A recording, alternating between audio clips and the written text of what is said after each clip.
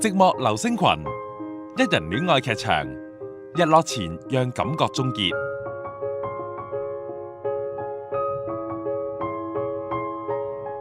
同 Ellie 喺墾丁相識係一種緣分，異國風情、藍天白雲，本來呢一啲已經係愛情片裏面嘅最佳元素，再加上導遊都唔知佢有意定無意之下撮合我哋坐埋一齊喺呢個旅途上面，我同 Ellie 就好似一對形影不離嘅 partners 咁。上天俾你緣分，故事如何地發展下去，都全靠要睇翻你自己本身如何喺後天上面善待呢一段緣。一路我同 Ellie 都講過唔停，仿佛就好似前世失散多時嘅好朋友咁，由近至遠啦。先從今次點解會單身踏上一人旅途開始講起，再講到自身工作、價值觀，甚至家人。你千祈唔好以為香港人呢個身份嚟到台灣就好容易識到女仔噃。同 Ellie 傾偈過程裏面，好早開始佢就表明我對香港人呢冇乜好感㗎，甚至乎有啲討厭添。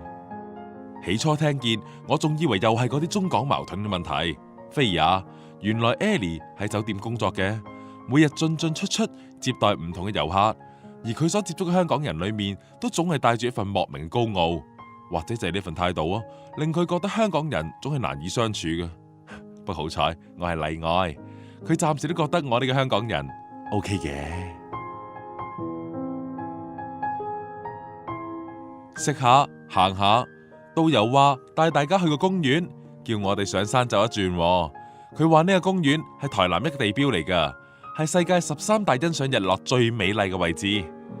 喺咁好嘅天氣之下，用睇日落嚟為呢個旅程畫上句號，其實都唔錯嘅。呢個時候我先諗，好彩呢個旅途上面我識到 Ellie 啫，否則一支公嚟睇日落都幾鬼無聊。喺陽光底下走足全日，同 Ellie 一直所傾嘅都係過去。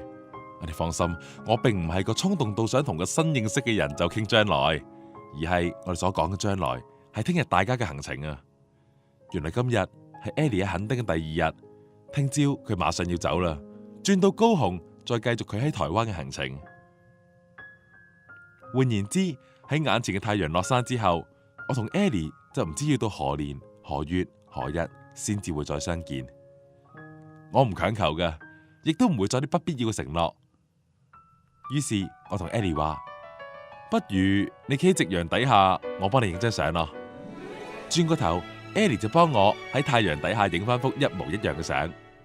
兩個本來互不相識嘅遊客，到最終影相嘅時候，都選擇各自為對方拍照留念，而冇走埋一齊影過任何一張合照。太陽落山啦，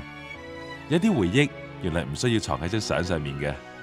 至少我好多謝 Ellie 喺我呢個旅程上面出現，而我喺手機上面為 Ellie 留下嘅呢一張獨照，亦成為我心目中最美麗嘅夕陽。